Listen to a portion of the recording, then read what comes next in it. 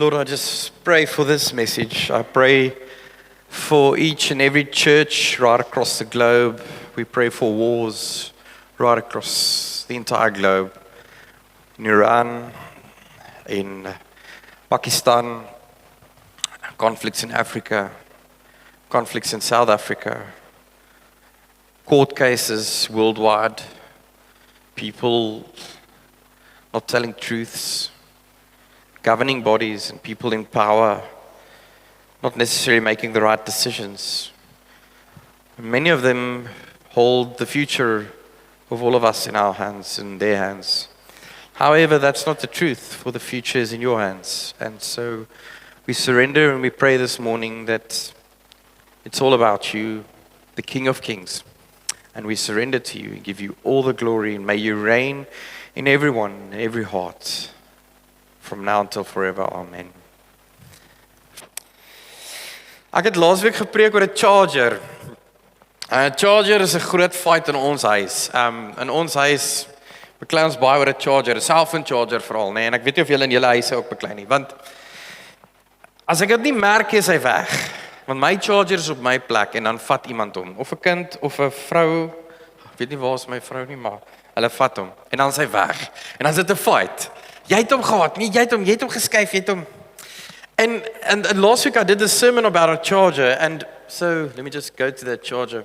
And what we do is then we go and find and we buy these cheap chargers and we plug it in and we try to solve the situation. And then I thought it's like life. We want to charge, we want to recharge, we get into fights and arguments and stuff, and we want to recharge. Ergens is ons burnout and ons is soos, we need to reflect and recharge. And then we try to plug in somewhere. And have you ever been in a fight? I think many of you have been in a fight where you drive away to cool down, but actually you get more heated. Het jy al gery en as dit soos ek gaan nou kalm word. Maar soos wat jy ry raak jy al hoe willer in jou kop. Jy raak al hoe meer kwaad. It's because sometimes we plug into the wrong things. And sometimes we just tune into the wrong things. And so we struggle to find our purpose and stuff because we're in this relational conflict and we want to resolve it and it's just, ja, ek's nou kwaad, ek's meer kwaad as wat ek was.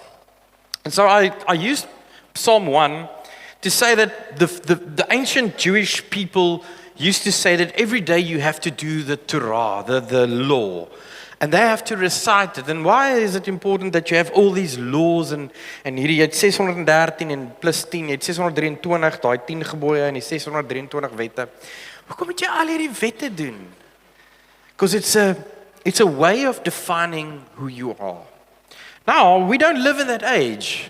We don't live in the age where we say we have to every day do the Torah. As jy in 'n moslim se huis is daar baie keer gebedsmaatjies en daar's 5 keer 'n week wat hulle 5 keer 'n dag wat hulle bid en kyk hulle Mekka toe en baie keer dan sal hulle they'll even close their businesses for prayer. They'll close their business, their trading hours for prayer because it's important to them. And so it's important to us, and it should be the most vital and most essence thing of our life should be, where do we plug in? How do we pray? How do we think about these things? How do we readjust? So Psalm said that, and Psalm said that the Torah is the one. But then we move to the New Testament and we say that, do not think that I have come, in Matthew 5, do not think that I have come to abolish the law or the prophet. I have not come to abolish them, but to fulfill them. So julle wat nou kinders het en jou kinders grootmaak, wat leer jy vir jou kinders? Jy moet nou nie vark eet nie, of jy mag vark eet of jy nie. Nee, die Torah, die wette van die Ou Testament, wys na een ding toe, na Jesus toe. Na Jesus toe. Jesus word die rigsnoer. Jesus word die plek waar jy inplug. He becomes the one where you put the charger and you say, I want to recharge. So I want to take on the mind and spirit of Jesus. Okay, Willem, that's nice to say in a sermon, but if I'm very angry at my wife and I drive away and I get more angry, how do I plug into Jesus? Because Jesus, hy moet net nie vir my krag gee nie, want dan sal ek iets doen wat ek nie moet nie. Dis 'n grap hè, net 'n grap. How do I take on the mind of Jesus? Well, firstly, I need to know that I need to plug in there. So, Read scripture.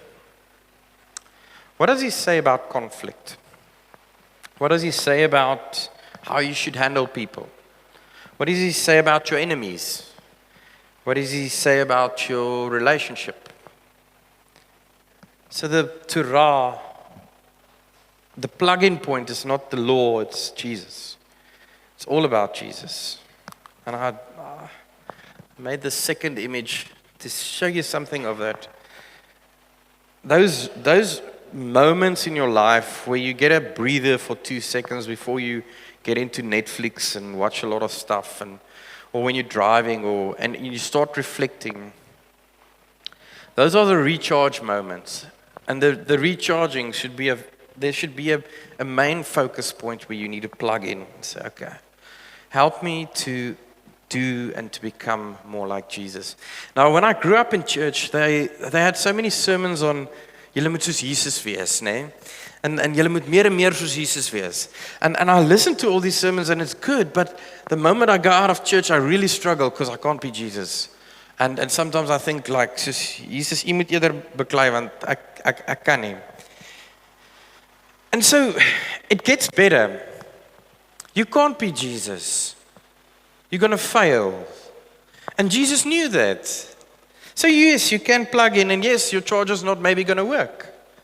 You can plug into Jesus and yes, sê ek wil soos Jesus leef, maar ek kry dit nie reg nie.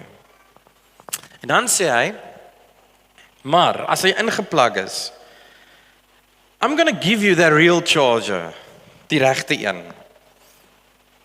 I will ask the Father, and he will give you another helper. He dwells in you and will be in you. Die Heilige Gees is die charger. Nou, jy hoef nie soos Jesus te wees nie. Jy moet na die Gees luister, want die Gees wys jou wie Jesus is.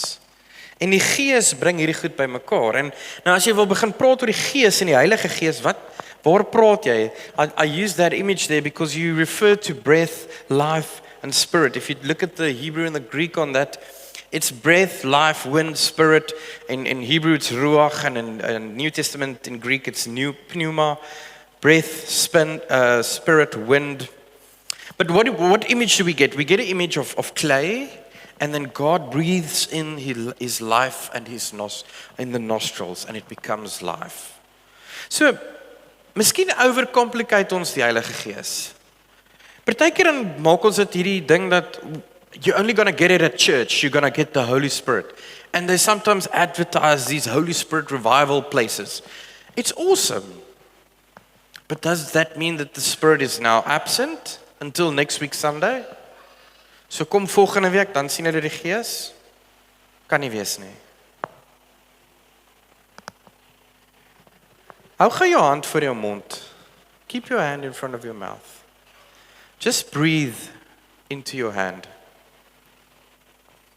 Just breathe into that. Can you feel that? If that gets taken away, what happens to you? Het jy al aan 'n lijk, was jy al by iemand wat dood is? As iemand doodgaan, word hulle ijskoud onmiddellik. Hulle word koud. Maar iemand wat lewe, someone who lives, breathes, is warm.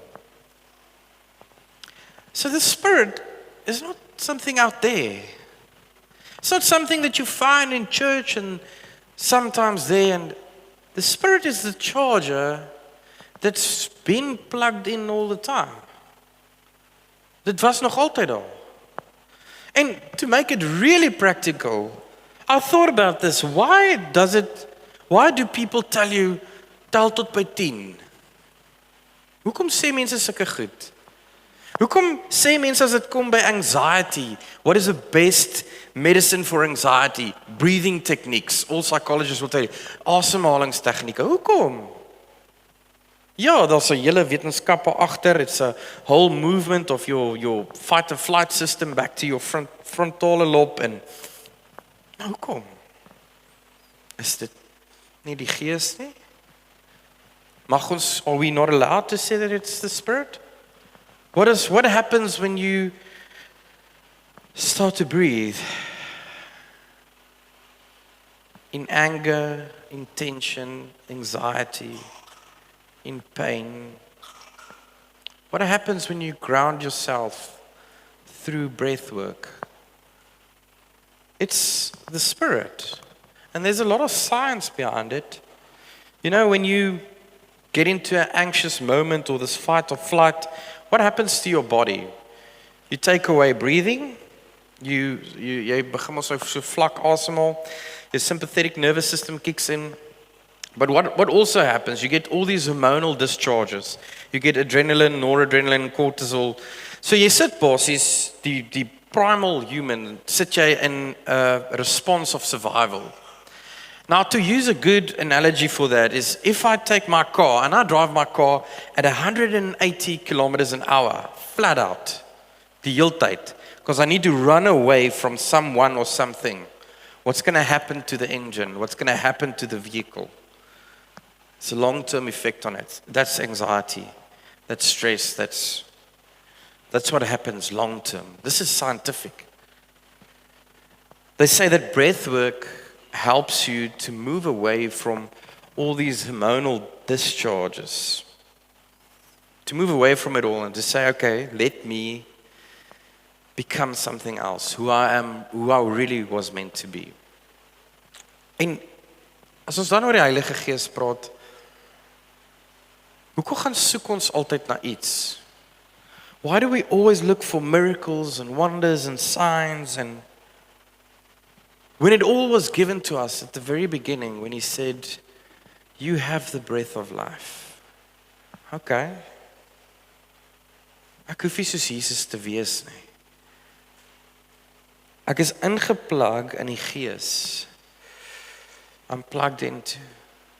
And I need to calm down and slow down and breathe so that I can start to listen and reflect.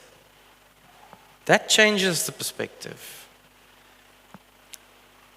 Dit maak dat jy die wet gehoorsaam. Dit maak dat jy meer soos Jesus optree. Wanneer jy meer asemhaal. When you become calmer. There's about one moment of rage. I know Jesus did. It was a temple. There's not another moment where he was caught off guard and he reacted violently. Daar was nie een so oomblik nie. His last meal on earth, he sits with two betrayers and he gently says, one of you will put your hand in the basket, you'll betray me. He walks gently on water in the middle of a storm and he tells Peter, get out of the boat, come. Peter suffers with anxiety and he drowns almost. And Jesus reaches out his hand and says, klein gelowige. As jy vanoggend voel, maar ek het nie die Gees nie, dan sê ek vir jou maar, haal jy asem. Want as jy asemhaal, het jy die Gees. En dan moet jy acknowledge en besef dat die Gees is vir jou gegee. It's the source of life. Breath is life. And if you can really breathe and move your emotions and move your spiritual well-being, your thoughts, jy's nou ingeplug. Jy's eintlik jou charger is binne in jou. So jy moet net calm down dat jy na jou charger, dat jy kan self. And then when you start to reflect, now you can put on a lens, like a spirit lens. Om te say, okay, I have this conflict, let me calm down. So you can sit somewhere or you drive, you take deep breaths, like psychology. You move away from fight and flight, noradrenaline. You move to your frontal. You know, in a moment of aggression, when you fight or flight, jou cortisol bly vir 8 ure in jou lyf. 8 hours after that. So you think you get out of the car and you want to clap that oak who just drove in front of you? That stays for 8 hours. Even though you say at the next stop you're fine, you're not fine. Your body's full of cortisol. So to be plugged in, to be faithful means to be calm, wise. It means to then take notice of the fact that jy haal asem. En elke keer as jy nou vorentoe moeilikheid het, of in 'n gat is, of you're in a depression hole, anxious hole, if you're fighting, I want you to put your hand in front of your mouth, not now, then. And I want you to breathe and feel the breath. And I want you to take that moment and calmly breathe in and out and acknowledge the fact that that's God's presence. En in daai oomblik wil jy vir God sê, maar vat beheer. En as jy lank genoeg asemhaal en deur hierdie goed gaan en sê, okay, how should I then behave? Then there's measurements. There's measurements to say, how should I behave? And that's the fruits. And then you can measure your context through breathing, calming down and say, okay, in this situation, what would love do? What would love look like? What would joy look like? What would peace look like? What would patience look like? Kindness, goodness, and the most important thing to me personally is self-control. Want wat gebeur in konflik? Ons verloor selfbeheersing. Ons verloor dit heeltemal. Ons sê goed wat ons nie bedoel nie, ons sê goed wat ons nie kan terugtrek nie. As ons net meer selfbeheersing kan uitoefen, sal ons soveel meer beheer hê oor alles. So, growing up in church, I didn't grow up in a very Pentecostal church. I have had very Pentecostal experiences where we had people pray in tongues and we had people giving the Holy Spirit and telling the Holy Spirit. And we've had events of that and it's happened. And praise the Lord, it's like that. But it's not like that to everyone. Because Corinthians clearly says that the Spirit is gifts to everyone and it differs because everyone is part of the body. But you know what part of the body, every part of the body needs? Air, breath, hands, feet, arms, legs, eyes, nose, ears, head, shoulders, knees and toes. It all needs breath. Jy word vanoggend toegerus met die Heilige Gees. Omdat hy by jou is, en reeds in jou is, in jou asem. And I want you to breathe calmly and acknowledge and see Jesus in the moment. Maybe you're in the storm, maybe you're on top of the mountain, maybe you're in the pit of Joseph, maybe you're at the burning bush of Moses. All of them had at some point had to stop, breathe and realize that they are plugged into the right source. There is ways to measure it. There is ways to measure what I should do in a situation. What is the gentle answer? What is the faithful answer? What is the goodness answer? What is the kindness answer? What is the patience answer? As ek die Bybel lees, gaan dit vir Jesus nooit oor 'n show nie. En ek dink nie hy sou in 'n kerk stap en hy sou 'n show maak nie. Want as ek dit lees dan is hy subtiel. He goes around and at many places he says don't go and tell anyone. He changes lives radically in huise en in plekke. En hy maak nie 'n show daarvan nie. Maar hy maak 'n getuienis daarvan. 'n Lewendige getuienis waar daai mense uitstap en sê, "Wow, I'm forever changed." Soos wat het gebeur in Saggeus se huis? Hulle sê nie. Hulle sê Jesus het gaan eet. En mense het gesê hy eet saam iemand wat suip. En hy steel. En toe hy klaar geëet is, toe Saggeus vir ewig verander. Something had to happen there. And that connection, that spark, you already have it. It's in your breath. The breath of life. The breath and the spirit that God has given you. Amen.